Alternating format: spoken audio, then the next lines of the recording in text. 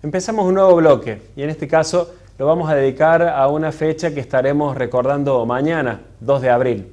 Y cuando uno habla del 2 de abril, habla de la Guerra de Malvinas, el Día del Veterano y del caído en esta batalla que ocurrió en 1982, que duró prácticamente 3 meses, que tuvo el saldo de cientos de argentinos caídos y que en definitiva significó la decadencia y posterior terminación de lo que se conoció como el proceso de reorganización nacional allá por 1983 con la vuelta de la democracia. Pero para hablar de la guerra queríamos en realidad ver cómo se había vivido en el continente, en cada uno de los lugares, en cada uno de los ámbitos. Hablar de los excombatientes, hablar de héroes, muchas veces anónimos, que llegaron y que allá dejaron su vida, algunos sin la posibilidad de regresar y otros continuando con sus tareas habituales, intentando que eso sea una memoria, ese recuerdo de aquel 2 de abril y que no se convierta en una carga.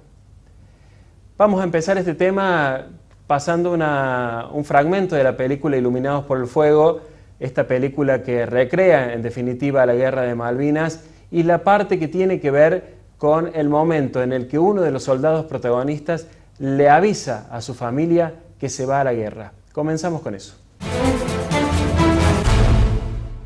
Como veíamos recién, la intención es contar Malvinas, pero en primera persona, y no tanto en la piel de aquellos que estuvieron en la guerra, que pelearon por nosotros, sino especialmente, como veíamos recién en la introducción, de esa madre que recibía el llamado por teléfono y que se le terminaba cortando y no sabía en definitiva qué estaba pasando y que después con el tiempo se fue aclarando esta situación. Por eso hemos invitado a Graciela Álvarez y a Graciela Quiroga. ¿Qué tal? Bienvenidas. Muchas gracias. Muchas gracias por venir. Gracias. Graciela Álvarez es viuda del teniente Mario Víctor Nívoli y Graciela Quiroga es hermana de un excombatiente, de Rubén Quiroga, que regresó. Sí, gracias a Dios. ¿Cómo vivieron el momento en el que se enteraron que sus familiares iban a una guerra?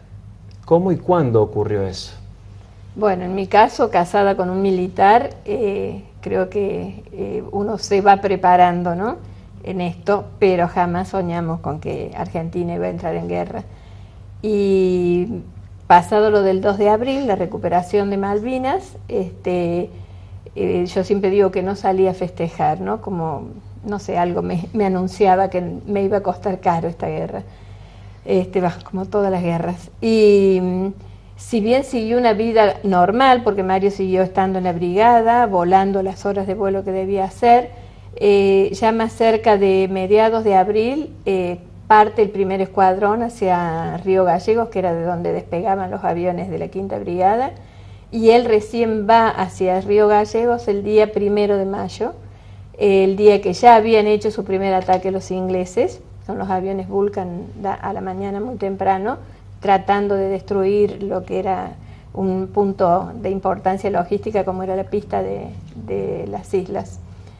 Bueno, entonces Mario parte ese 1 de mayo por la tarde, a las 6 de la tarde. Que ustedes como familia vivían ni en Villa del Dique ni en Río Tercero, que son puntos de referencia cuando hablamos del teniente Nívoli, sino que en Villa Reynolds. En Villa Reynolds, en la Quinta Brigada Aérea, que era el destino de Mario en ese momento.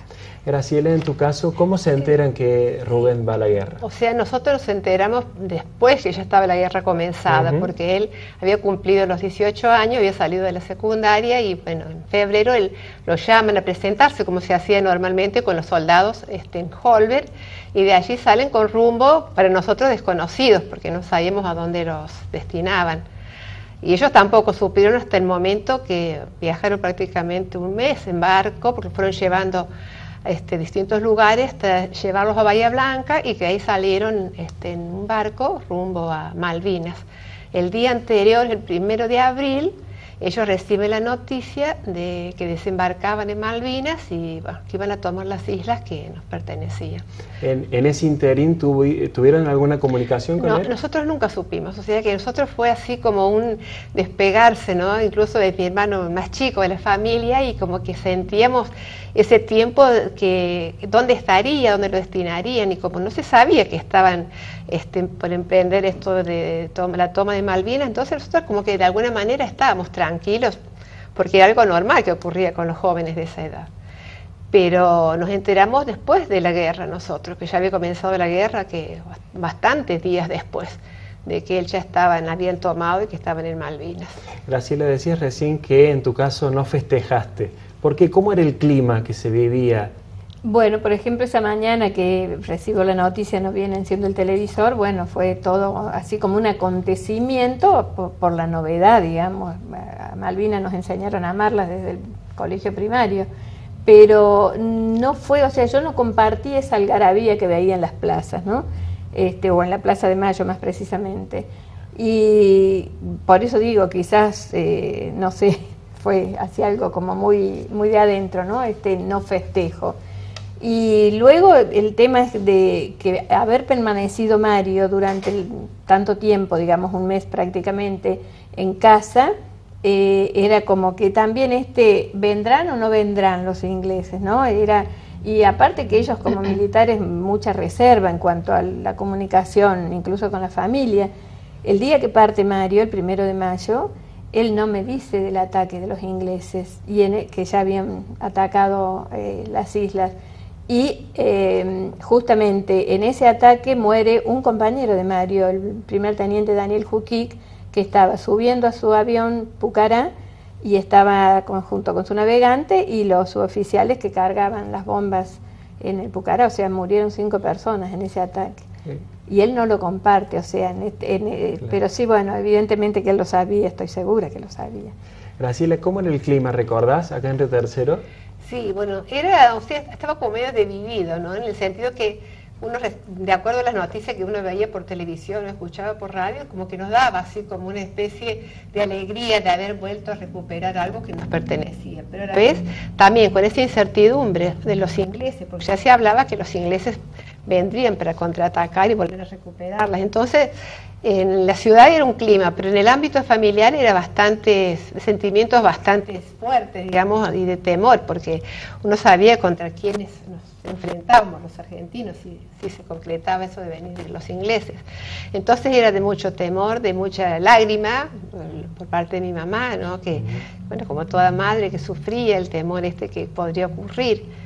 Y nosotros, o sea, con mucha fe, pensando que no iba a llegar a producirse la guerra, pero, o sea, fue difícil. Fueron momentos así de incertidumbre, de mucho signo de interrogación en qué será, qué pasará, cómo será esto. Las dinámicas de los pueblos cambiaron, se armaron colectas, manifestaciones y demás, o mientras estaba la guerra seguía una vida prácticamente similar. En la brigada, por ejemplo, se vivió una psicosis muy especial porque habíamos quedado todas las esposas, con varios hijos normalmente, solas. Entonces el tema era realmente difícil y bueno, lo más, digamos, consolador era juntarnos a rezar, ¿no? Por la noche hacíamos rosarios en las diferentes casas de familia, se armaban grupos, que era lo que nos mantenía, digamos, con un espíritu un poco más animado y bueno, y poner la esperanza en Dios de que cada esposo pudiera regresar y que realmente esto no se terminara yendo a una guerra definitiva, ¿no? Y la familia que no estaba ahí en medio de esa cuestión, ¿cómo lo vivía? Y acompañaba. Yo, por ejemplo, la referencia mayor la tengo en mis suegros, que el día domingo 9, última vez que yo hablo con Mario por teléfono, deciden ir a buscarme, porque también Mario me decía, no te quedes ahí, él sabía el clima que se iba a vivir en la brigada. Entonces dice, vení a la casa de tus padres o a la casa de sus padres, a Villa del Dique o a Embalse, y bueno, yo decido venirme con ellos y con 2 criaturas, porque Diego tenía 2 añitos, Mario 11 meses, no era fácil quedarse solita, donde la ciudad más cercana es Villa Mercedes, que está a unos 10-12 kilómetros de la brigada, entonces nos sentíamos de alguna manera también como en un desamparo. Y bueno, me vengo a Villa del Dique y bueno, fue muy cortito porque Mario en su primera misión es alcanzado por un misil y cae el 12 de mayo, o sea, los 3 días después de nuestra última charla. Aquellos héroes que quedaron allá, ¿significaban para ustedes, Graciela, la posibilidad de la muerte? ¿Se hablaba de esa cuestión mientras estaba la guerra? Sí, se temía. Por eso, porque incluso se daban las bajas, ¿no? Mientras ocurría la guerra. Entonces se vivía así como ese miedo a la muerte ante esta situación de guerra. Y en las familias también un poco así como dice Graciela, ¿no? Y la comunidad, hacia los vecinos, los que más, las familias cercanas, los que más nos acompañaban en esto también de la oración, de las misas, los rosarios, de sentir realmente y pedir la ayuda a Dios, porque era como que dependía un poco de esto, porque y sabíamos que de la distancia y de la también. distancia, de Claro. no saber nada de ellos, en qué lugar se encontraba. Uno por a través de los medios de comunicación sabía que avanzaban hacia tal o cual lugar, pero nosotros estábamos totalmente desinformados de dónde estaba Rubén. Entonces es como que era así mucho sufrimiento ante la incertidumbre, ¿no? de las vivencias de los chicos, como decimos, porque eran chicos realmente, chicos de 18 años, como que uno veía esta situación de peligro y cómo los podrían llevar adelante sin la práctica, sin conocimiento de armas, y bueno, todo lo que uno se planteaba en tantas horas de encuentro, de familia, de compartir, ¿no? Esto de qué será, cómo estarán, y bueno, y pedir por ellos, y ponerlos en el lugar de ellos, y sí, fue bastante difícil, digamos, como familia, así, vivir desde aquí. Y que vos preguntabas recién cómo se vivía la comunidad, y era como que estaban ajenos, los que no tenían algún familiar o alguien muy cercano. Se hacía la vida normal de la ciudad, en aquella época se llamaba la confitería, y los chicos y los jóvenes iban a las confiterías, o sea, era todo normal en el continente. Lo que lo sufríamos es lo que estamos así como alguien muy cercano, ¿no? En esta situación, de la cosa. Pendiente de la cosa. Vamos a ver un video en el que vamos a recordar el desembarco, aquel 2 de abril, la fecha que tenemos próxima a rememorar, y también algunas opiniones de qué pasaba en las grandes ciudades con la gente cuando estalló esta guerra y cuál era el sentimiento. Soy el comandante de la Fuerza de Desembarco, integrada por los efectivos de la Infantería de Marina y del Ejército Argentino embarcados en este buque. Nuestra misión es la de desembarcar en las Islas Malvinas y desalojar a las fuerzas militares y a las autoridades británicas que se encuentran en ella. Durante mucho tiempo hemos estado adiestrando nuestros músculos y preparando nuestras mentes y nuestros corazones para el momento supremo de enfrentar al enemigo. Este momento ha llegado. Mañana ustedes serán los vencedores. Mañana mostraremos al mundo una fuerza argentina, valerosa en la guerra y generosa en la victoria. Que Dios los proteja.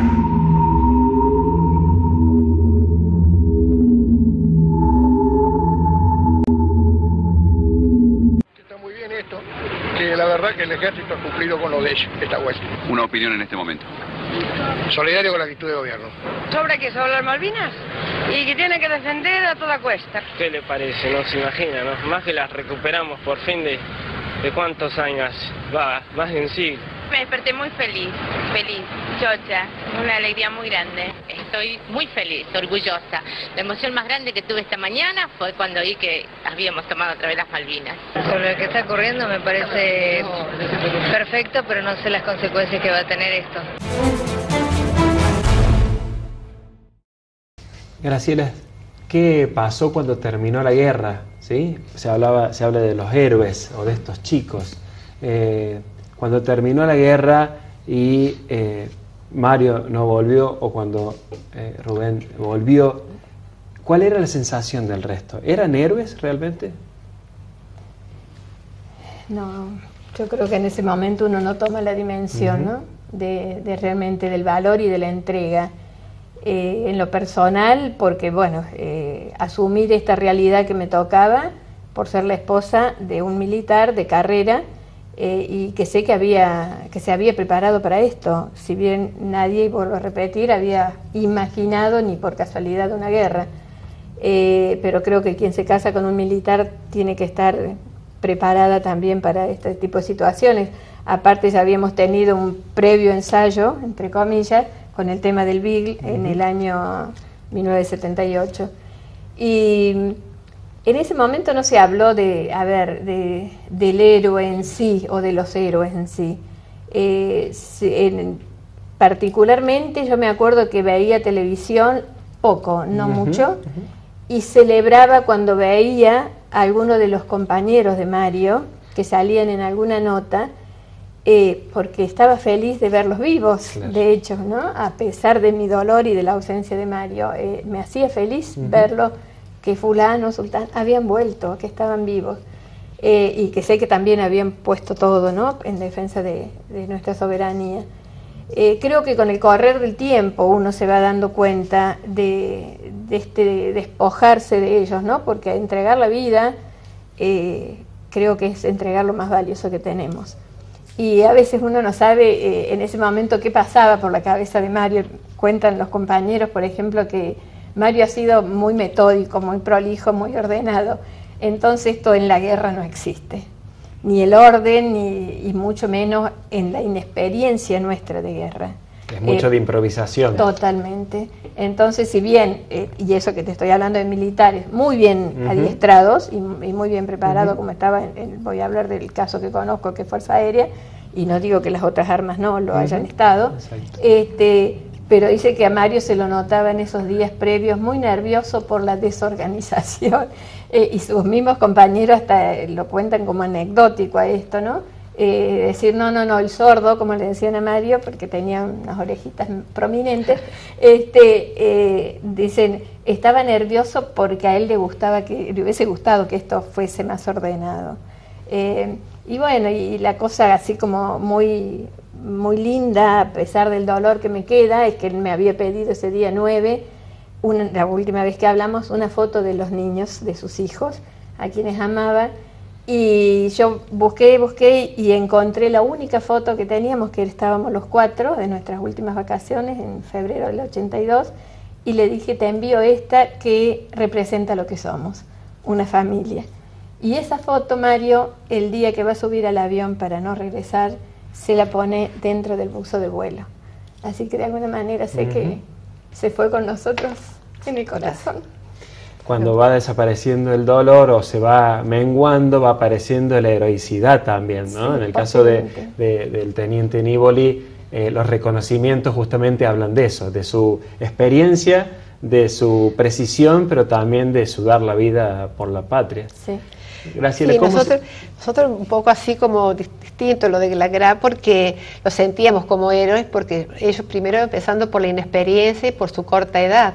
Entonces como que los chicos, mi hermano fue herido en la guerra, y él después, antes de volver a casa, estuvo como un año en el hospital militar porque había sido herido de bala en su cuerpo. Así que, es más, los primeros que mi hermano lo operaron de sus balas, después cuando lo tomaron prisionero los ingleses, porque por el último día, el 28 de mayo, cuando él cae herido, y nosotros por eso sí lo consideramos a todos los chicos que han vuelto y a los que no volvieron héroes, porque fueron realmente a ofrecer la vida por algo que lo sentimos, ¿no? Desde siempre, que es nuestro, pero bueno, que realmente no pudo ser. Y eso no quiere decir que la derrota no haya significado la valentía que ellos tuvieron para afrontar esta situación en la cual se los puso, ¿no? Terminando, una reflexión breve de cada una sobre este 2 de abril. A casi 40 años, perdón, a casi 35, 33 años de la guerra, ¿cómo rememorarlo? ¿Cuál es la actitud como pueblo para realmente honrar a estas personas, a estos jóvenes, a estos adultos, con experiencia o sin experiencia, que fueron a pelear por la patria? Bueno, creo que en primera instancia es la memoria, ¿no? El recordarlos, creo que justamente ahí está el tema, ¿no? Valorar esa entrega por los 649 que quedaron en las islas o en las heladas aguas del Atlántico, por los casi 600 o más que decidieron quitarse la vida porque no podían seguir con el peso de la mochila que les dejó la guerra, es no olvidarlos, ¿no? Y creo que la causa Malvinas, a pesar de la derrota, sigo diciendo, no fue más que una batalla. Pelear en los foros internacionales, pelear entre comillas, ¿no? Desde la palabra, desde el diálogo, buscar un encuentro y el otro día me subían algo en Facebook que realmente me llama mucho la atención, que los kelpers quieren seguir siendo ingleses, que lo sean, pero que no se olviden que la tierra que pisan es Argentina. Graciela. Sí, nosotros, la pregunta concreta era de... ¿Cómo revivir este 2 de abril? Sí, ¿Cuál bueno, es también, la actitud como pueblo? Claro, tenerlos también en la memoria, valorarlos, a los que no están y a los que siguen estando, porque realmente aquellos momentos muchos hombres hoy, ¿no?, de 51, 52 años, lo tienen muy fresco en su memoria, en sus vidas.